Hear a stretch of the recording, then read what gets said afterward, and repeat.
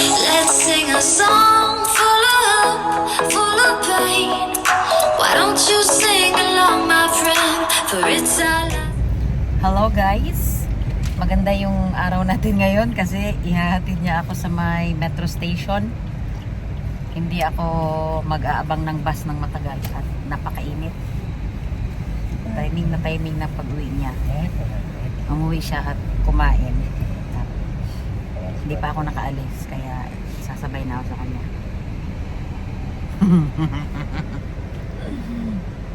Napakainit kasi talaga ngayon kasi umulan kagabi, napakalakas ng ulan kagabi.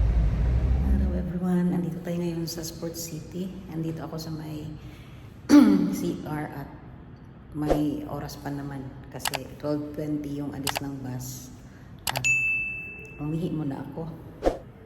Nag-iisa lang ako ngayon kasi pang umaga yung aking kasama. Kaya solo flight tayo ngayon. A few moments later. Hello mga guys, good morning. Andito na ako ngayon sa may Sports City. Maaga akong nakarating. Mga na siya ngayon, 12:06. At ang schedule naman itong bus na to is 12:20. Every 20 minutes kasi ang interval ng Carwa bus. Ito, mag-isa na naman ako. Kahit pa walang pasahero to, basta pagdating ng ng schedule nila, aalis talaga to. Kaya palagi akong nag-iisa. Kaya yan. Maaga ako nakarating dito. Kasi nga, hinatid ako sa may metro station kanina. Pag nagbabas kasi ako, pagsasakay ako ng Metrolink, aabutin din ako ng mga 20 minutes sa papuntang metro station kahit malapit lang sa amin. Kasi may ikot-ikot eh. Kaya ngayon ito, maaga ako.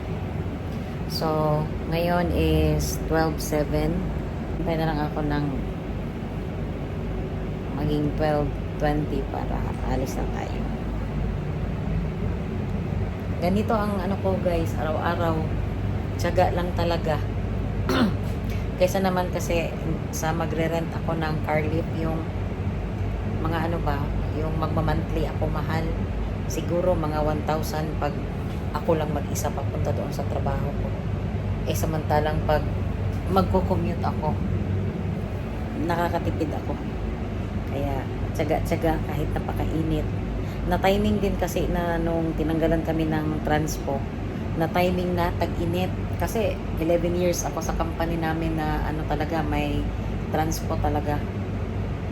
Pero nasanay naman na ako kasi 3 months na kaming nagaganito.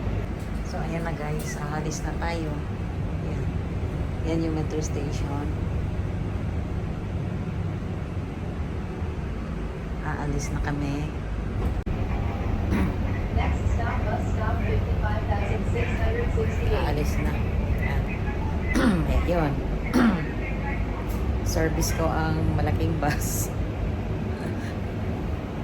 Meron dito, palaging bihirang-bihira lang na may makakasama ako dito. Minsan isa, dalawa. Pagkasama ko naman yung kasama ko, dalawa kami, may makakausap ako. Ang ingay naming dalawa dito sa loob kasi nga solo namin. Ayan.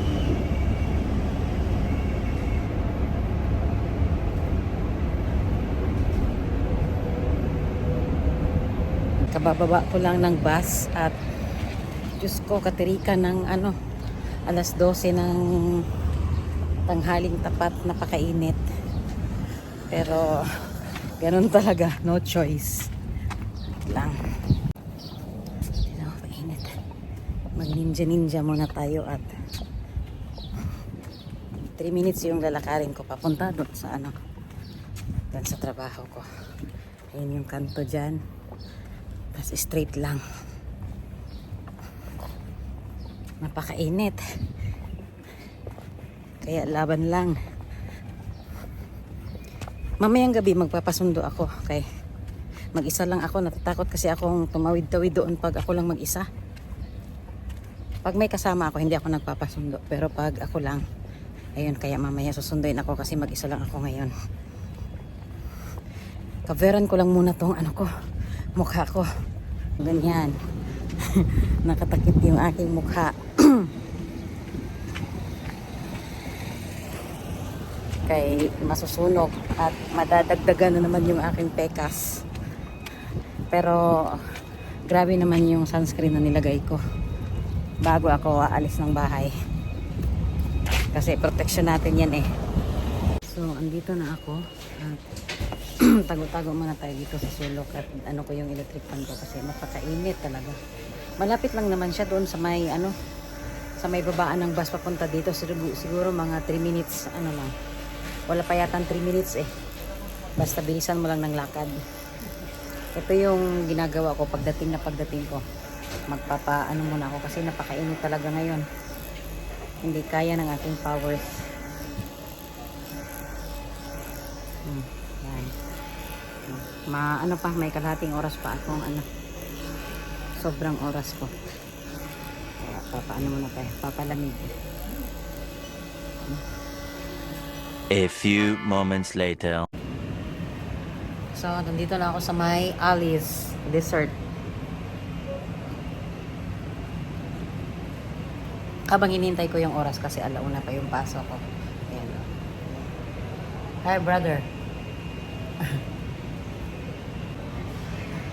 Pinasubscribe ko si brother sa akin channel habang nagtiti ako. Ito talaga kasi yung namin dito.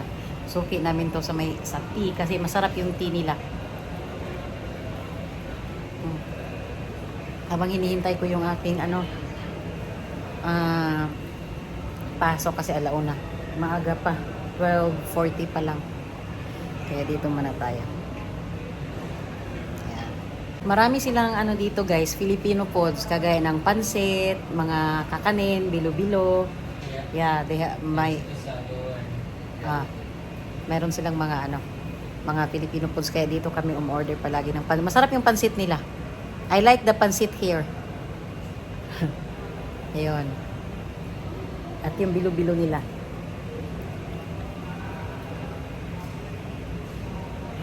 Pero yung chef nila dito hindi Pinoy ha, ibang lahi. Pero kuhang-kuha niya yung timpla ng pansit natin at yung sa bilo-bilo. Kaya nagulat nga ako nung tinikman ko yung bilo-bilo nila. Na hindi pala Pinoy yung nagluto, ibang lahi pala. Parang Sri Lankan yata yung nagluto. At walang Filipino staff dito. May Pakistani, may Nepali, may Sri Lankan. Pero more on Filipino food sila. Kaya yun lang guys.